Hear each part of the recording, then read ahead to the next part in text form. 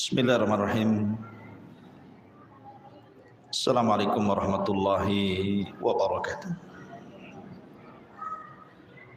Bihamdillahi wassalatu wassalamu ala rasulillah wa ala alihi wa sahbihi wa mawalah wa la hawla wa la quwata illa billahi wa ba'du. Ma'asyiral muslimin yang dimuliakan Allah subhanahu wa ta'ala, alhamdulillah malam ini kembali kita bisa salat tarawih berjamaah di Masjid Nidaul Ilmi Kapling Beliung, Sekupang, Batam, Kepri, Indonesia. Biar nggak nyasar kalau kesini ya, jadi alamatnya dibuat rinci. Salawat dan salam kita hadiahkan kepada Rasul kita Nabi besar Muhammad sallallahu alaihi wa ala alihi wasallam. Meneruskan kajian kemarin tentang kisah Asif ibn Barkhiyah. Dahulu ada satu negeri yang disebut dengan Babylon atau dikenal dengan Madinatul Babil. Kenapa disebut Babilonia atau Babil? Ada yang mengatakan namanya adalah Abwabullah, dan yang menciptakan kota Babil ini atau yang membentuk kota Babil ini adalah salah satu cicit daripada Nabi Allah Adam alaihi salatu wassalam, namanya Mahlail. Dari negeri inilah asal muasal tersebar ilmu sihir. Jadi kalau kita cerita dunia sihir, maka asal muasal sihir itu dari negeri Babil atau kita kenal dengan Babylon. Dahulu ada tukang sihir besar, Sahirul Akbar, yang diberi gelar Zoroaster. Agak sulit namanya, Zoroaster, kurang lebih begitu. Jadi Zoroaster ini adalah penyihir yang sangat besar di negeri Babil ini. Tentu dia mendapatkan ilmu sihir itu tawarus karena mewarisi dari paman-pamannya. Karena ada dalam sebuah riwayat Israiliyat bahwa dari zaman Nabi Allah Ibrahim alaihi salam itu sudah banyak ilmu sihir itu di Babil. Bahkan ada yang mengatakan bahwa orang yang pertama kali mempelajari sihir itu adalah Namrud. Walaupun ada juga yang mengatakan bahwa yang pertama kali mempelajari sihir itu adalah Harut dan juga Marut. Itu berdasarkan Al-Quran. Lah Zoroaster ini dialah yang mengembangkan ilmu sihir di Babylon. Kemudian setelah dia mengembangkan ilmu sihir di Irak, di Babil ini, dia pun hijrah bersama keluarganya ke Paris, ke Persia. Sekarang dikenal dengan Iran. Disitulah dia kemudian mengembangkan ilmu sihir. Jadi berkembangnya ilmu sihir di Persia itu karena yang membawanya adalah Zoroaster ini dari Babil ke Persia. Dari situ akhirnya banyak orang-orang Persia mempelajari sihir kepada Zoroaster ini, sampai akhirnya dia wafat di Persia. Sehingga dengan wafatnya Zoroaster ini, banyak orang-orang dari mana-mana negeri mempelajari sihir dengan menghabiskan biaya kemana? Ke negeri Babil, karena tahu Zoroaster itu dari Babil. Jadi banyak orang yang datang ke Babil kemudian mempelajari sihir di situ. Lah ketika kemudian kesyirikan di mana-mana, sihir di mana-mana di Babil ini, maka Allah Subhanahu wa taala utus ke negeri tersebut seorang nabi yang kita kenal dengan Nabi Allah Sulaiman alaihi assalam. Dialah yang memberantas ilmu sihir di zamannya. Makanya Allah Subhanahu wa taala gambarkan dalam surah Al-Baqarah ayat 102, wattaba'u ma tatlu syayatinu ala mulki Sulaiman wa ma kafara Sulaimanu walakinna syayatina kafaru yu'allimuna an-nasa as-sihra wa ma unzila 'alal malakaini bi Babila Harut wa Marut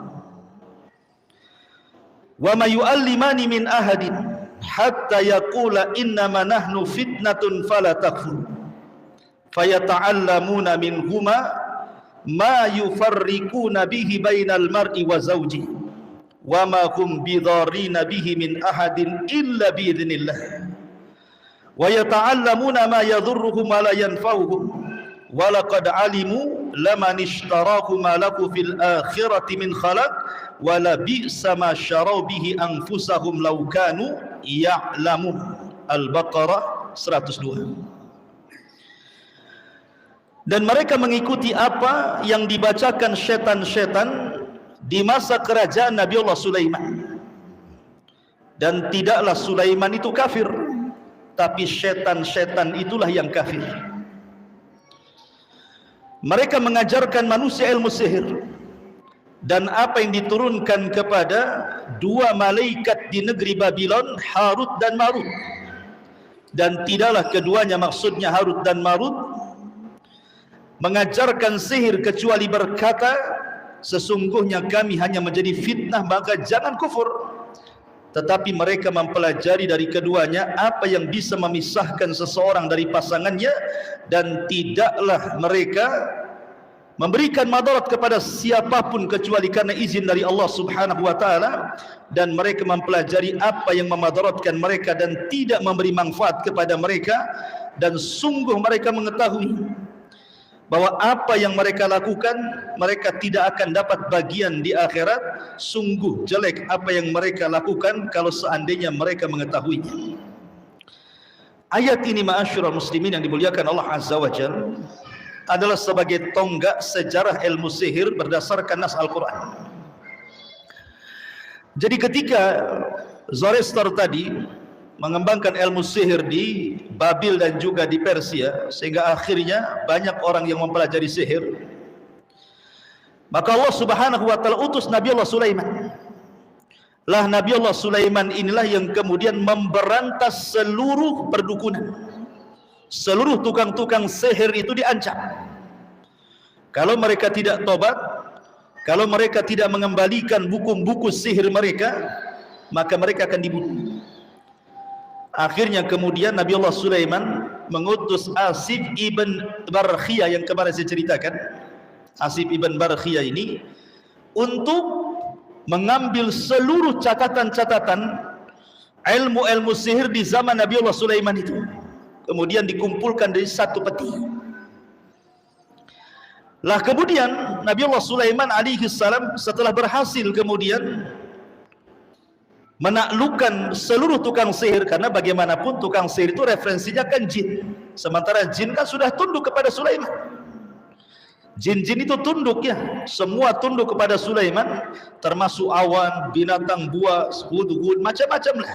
Kisah-kisah mukjizat Sulaiman itu lebih ke mirip sihir, tetapi bukan sihir itu mukjizat. Karena ketika para nabi itu dibekali mukjizat, pasti akan disesuaikan dengan kebiasaan kaumnya. Contoh Nabi Musa alaihi salam, karena kaumnya juga mempelajari sihir, maka mukjizatnya kurang lebih saja mirip sihir tapi bukan sihir. Nabi Isa bin Maryam di zamannya ilmu kedokteran luar biasa, maka Isa pun diberikan mukjizat lebih kepada ilmu kedokteran, menyembuhkan penyakit lepra, menyembuhkan penyakit buta, bahkan bisa menghidupkan orang mati karena izin Allah Subhanahu wa taala, termasuk Rasul. Kenapa mukjizatnya Al-Quran? Karena di zaman itu gandrung dengan bahasa Arab. Orang-orang Arab itu bangga dengan bahasa, sehingga banyak pujangga-pujangga tampil di zaman itu.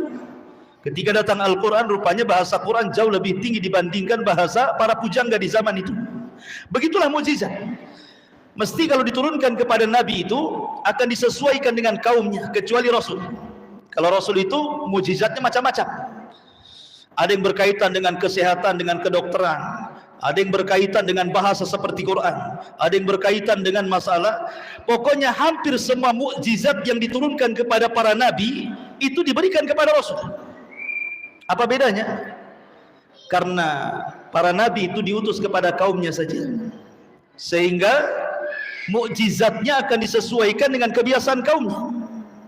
Tapi Nabi SAW diutus kepada seluruh manusia, yang berbagai macam kabilah, berbagai macam suku, berbagai macam negara, yang adat istiadat mereka juga berbeda-beda satu daerah dengan daerah yang lain, sehingga mukjizat Rasul banyak.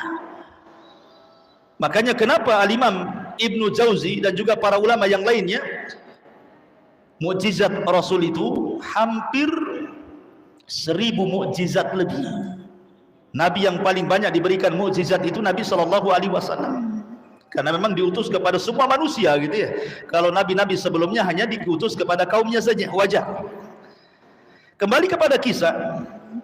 Jadi Asib ibn Barkhiyah ini kemudian mengumpulkan buku-buku sihir, dan tukang-tukang sihir di zaman Nabi Sulaiman yang tidak bertobat dibunuh. Akhirnya banyak yang bertobat, kemudian hampir nyaris tidak ada perdukunan dan sihir lagi di zaman itu.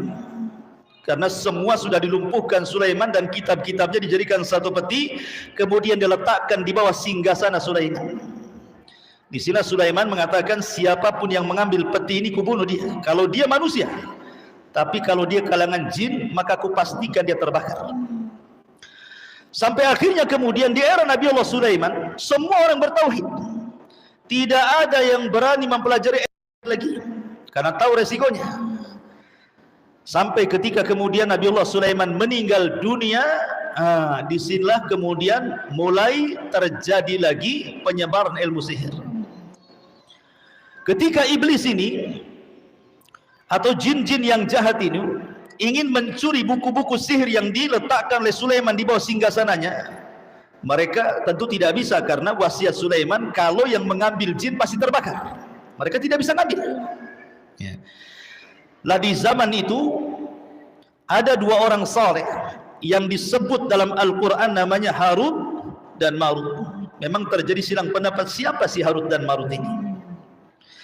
Ada yang mengatakan bahwa Harut dan Marut itu adalah malaikat yang Allah Subhanahu wa taala turunkan ke bumi untuk menguji manusia. Ada yang mengatakan Harut dan Marut itu syaitan yang mengajarkan sihir. Tapi pendapat yang banyak dikuatkan para ulama bahwa Harut dan Marut itu manusia yang saleh. Karena solehnya sampai Al-Quran menyebutnya malakaini hampir sejajar dengan malaikat. Kenapa Quran membahasakan malaikat Harut dan Marut itu? Karena kesolehannya. Karena ada manusia itu kalau soleh bisa melebihi kesolehan malaikat, kan begitu.